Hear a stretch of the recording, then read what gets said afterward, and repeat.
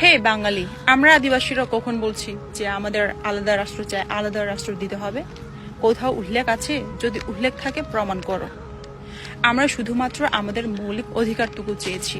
এই মৌলিক অধিকারটুকু চেয়েছি বলে আদিবাসীদের উপর কিছু বাঙালি মিথ্যা বানোয়ার অপপ্রচার চালাচ্ছ যে আদিবাসীরা আলাদা রাষ্ট্র চায়। যদিও আমরা চেয়ে থাকি, দিতে পারবে? আর কিছু বাঙালি আদিবাসীদের উপর প্রশ্ন ছুড়ে দিয়েছে যে বাংলাদেশে বসবাস করো, বাংলাদেশে থাকো, অথচ বাঙালি হতে চাও না। তো আমি বলি, সেই সময় কি তোমরা পাকিস্তানে ছিলে না? তোমরা কি সেই সময় পাকিস্তানি হতে চেয়েছো?